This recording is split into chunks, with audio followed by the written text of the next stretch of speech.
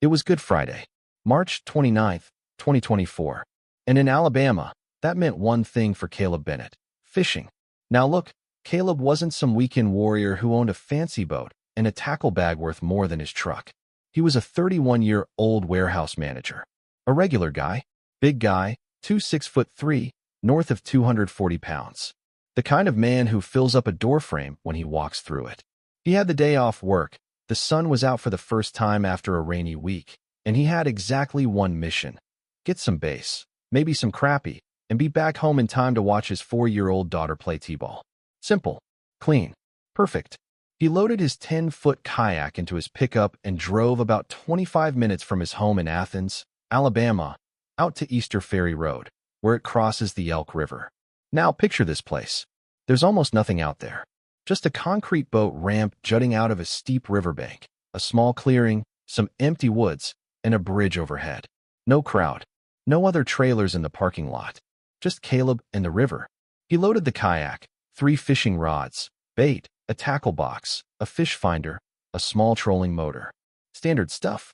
Ready to go. But right before he pushed off, he noticed something. He'd forgotten his outriggers at home.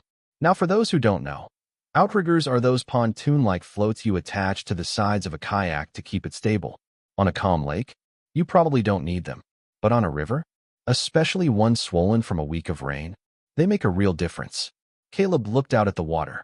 On the surface, it looked smooth enough. Deceptively smooth. But if you watch closely, you'd notice sticks and leaves shooting past in the current. The water was moving. It had been raining hard all week, and the river was high and fast. He thought about it for a moment. Probably fine, he told himself. Just be careful. He eased his big frame into the kayak, fired up the trolling motor, and pushed off. He'd be home before t-ball. No problem. Caleb angled upriver toward the far bank. Less debris over there, cleaner lines. He'd gotten most of the way across when the current changed around him. The river wasn't smooth over here. Near the bridge supports, the water moved in strange, conflicting patterns. Currents that didn't agree with each other. And one of those currents grabbed his kayak and started spinning it. Oh, he worked the tiller, pulled himself out of the spin, pointed the boat upriver. And then, almost immediately, it fell into another spin. Okay, this is definitely not a good idea. Let's head back. He turned the kayak around. That was the right call. Head back to the ramp. Regroup, maybe find a calmer stretch. Smart thinking.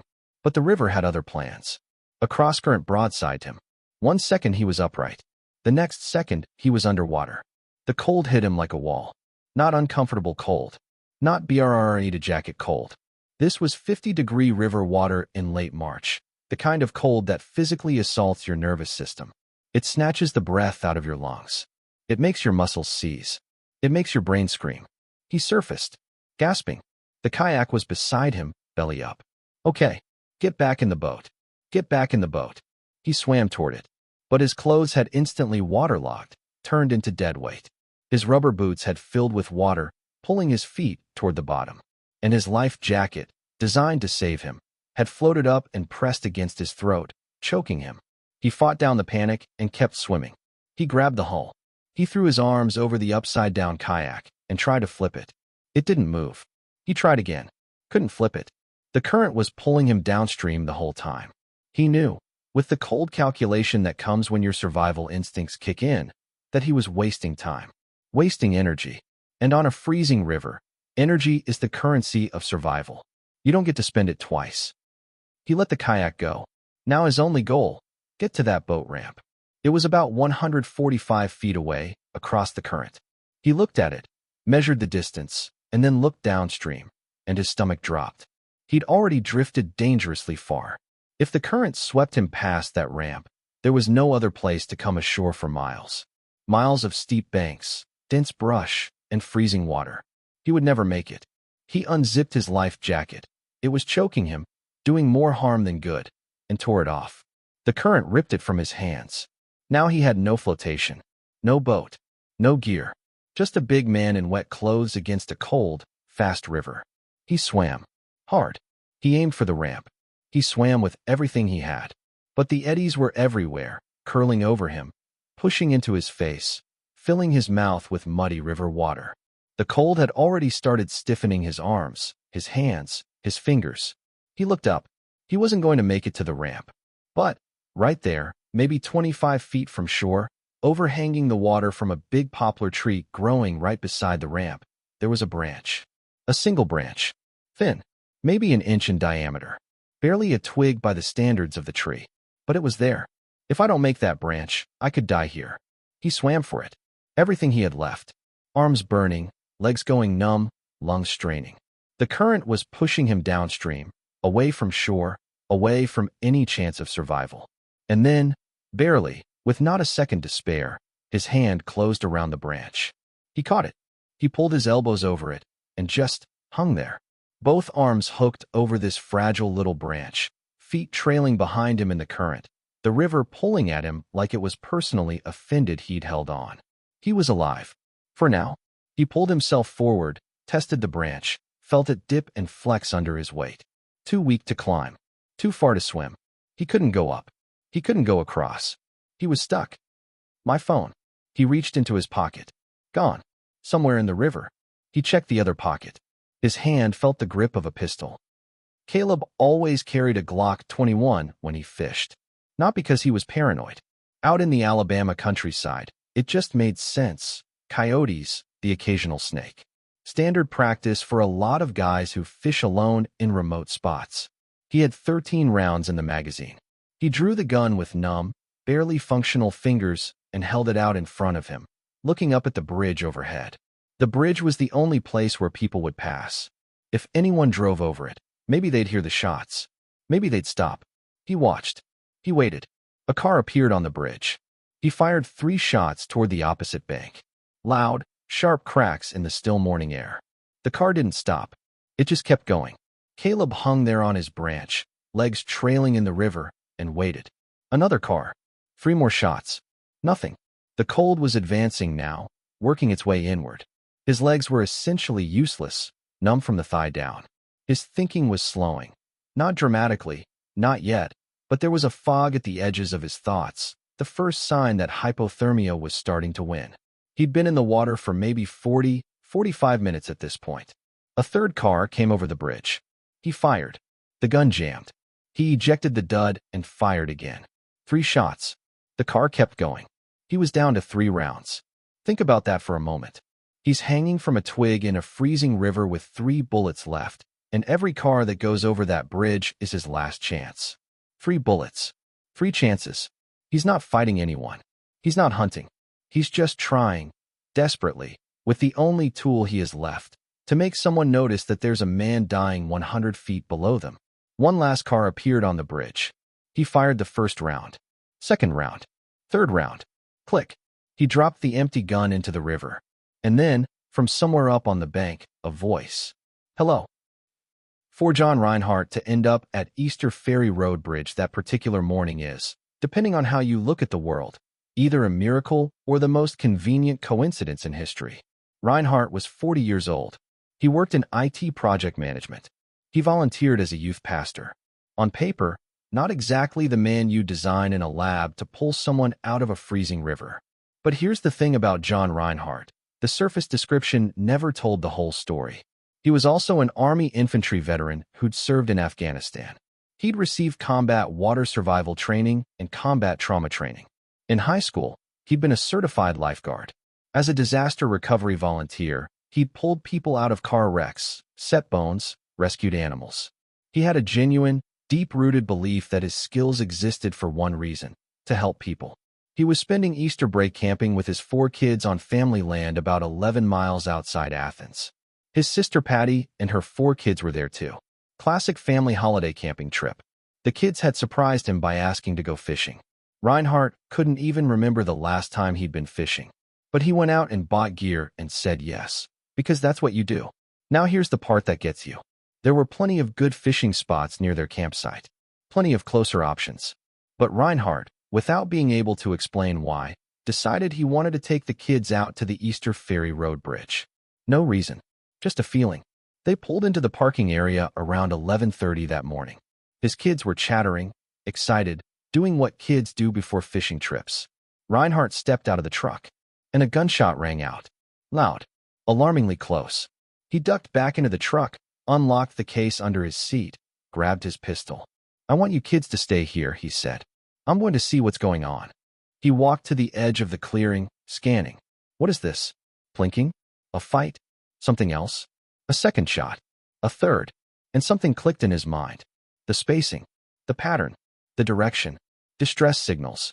"Hello," he called out. From the river. Faint. Strained. "Hello. Are you good or not good?" he yelled. "Not good." He ran for the river. When Reinhardt reached the bank and looked down, he saw Caleb Bennett, arms hooked over a branch, 25 feet from shore, face pale, barely holding on. "I'm going to get you out of there," Reinhardt called. "Hold on." He ran back to the truck. "There's somebody in the water who needs help," he told his kids. He turned to his 13-year-old daughter, Malai. "I need you to help me." He told 8-year-old Macy to stay in the truck with the two youngest, ages 4 and 3. He called 911, a rapid-fire military-style 9-line briefing. Location, situation, what's needed, and critically, "I'm getting in the water, so prepare for 2 victims." He cut the dispatcher off mid-question. "I need to get off the phone. I got to go help this guy." He handed the phone to Malai. "Call 911 if anything happens to me." Now here's the problem. He had no rope. He'd recently bought this truck and hadn't transferred over his usual emergency gear. He and Malai scrounged through both vehicles. Everything they found: 1 6-foot ratchet strap, 1 oversized trash bag, 1 roll of duct tape. Reinhardt's brain went to work. He swept the trash bag through the air to inflate it, taped it shut to make a makeshift flotation device. He'd swim out to Caleb, hand him the bag, and tow him back.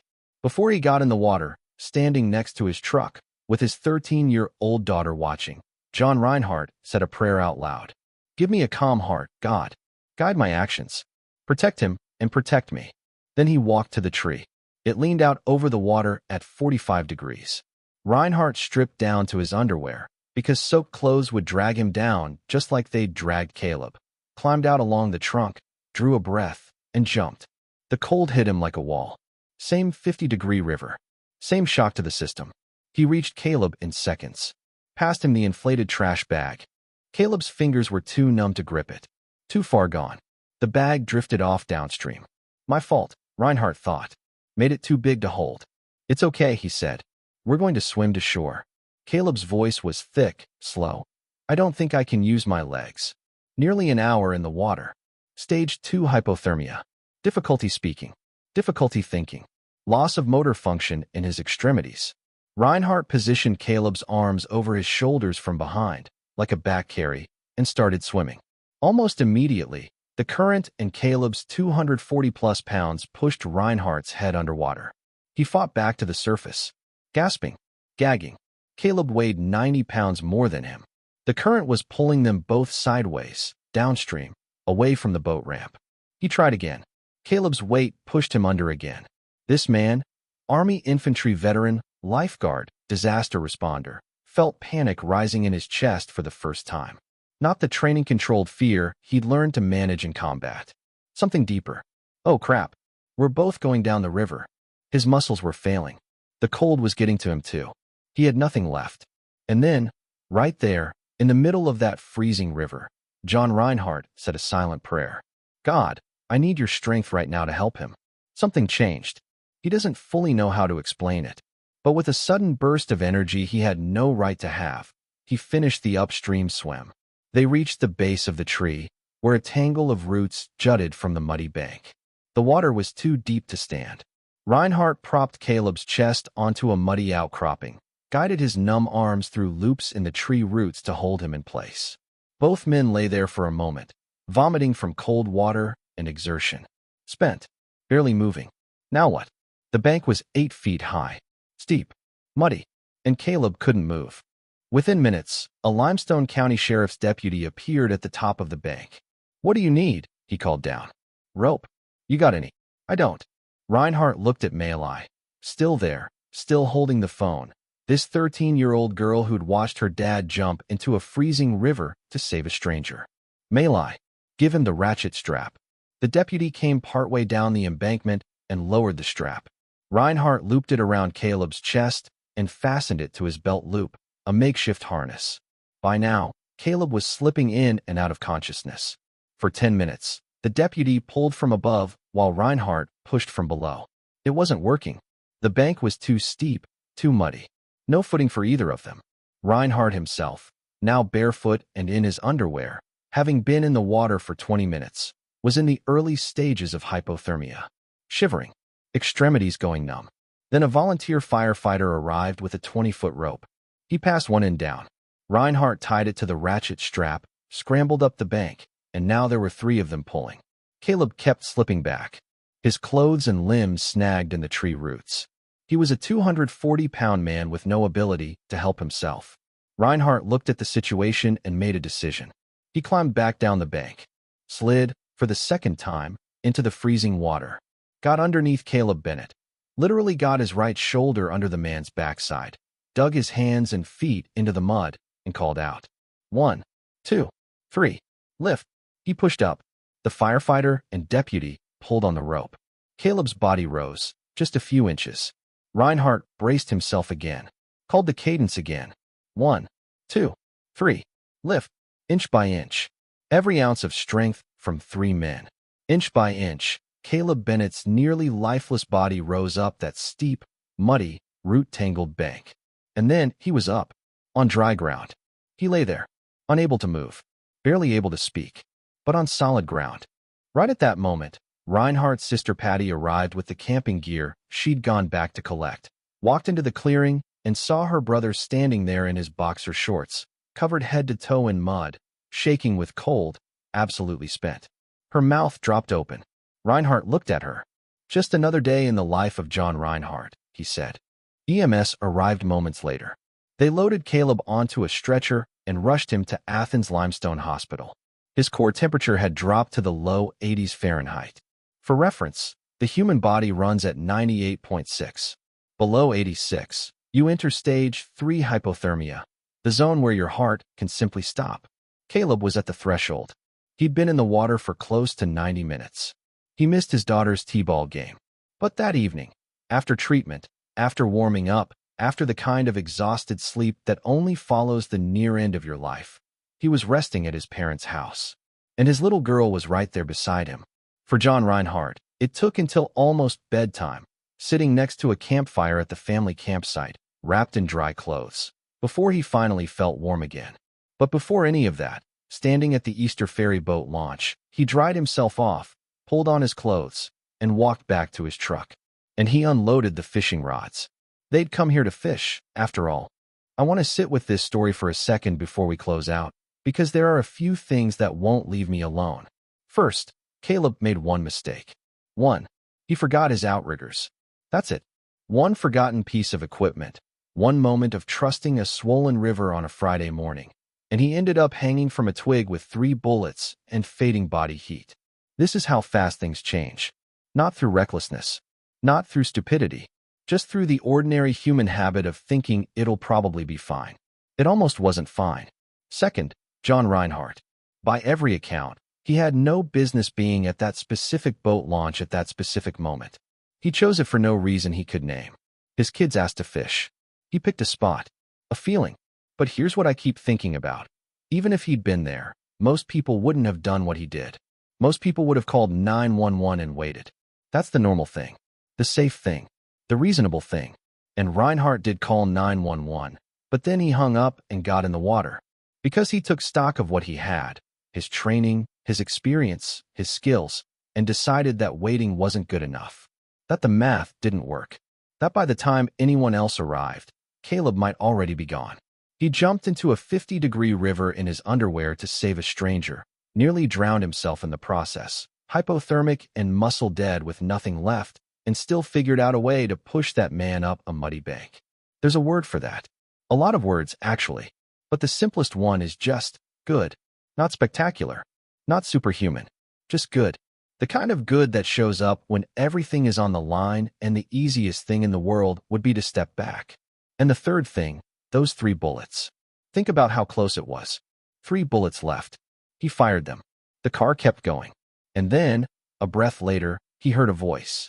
If Reinhardt had pulled into that parking lot 5 minutes later, or earlier, if his kids hadn't chatted a little longer while he parked, if Caleb had fired those last 3 rounds a different direction, If any of 100 small variables had shifted, no voice, no rescue. A man's daughter goes to T-ball and waits for her dad who never comes. Sometimes the margin is that thin, and sometimes, just sometimes, it holds. If you made it to the end of this one, thank you. Stories like this deserve to be heard in full. If it moved you, share it.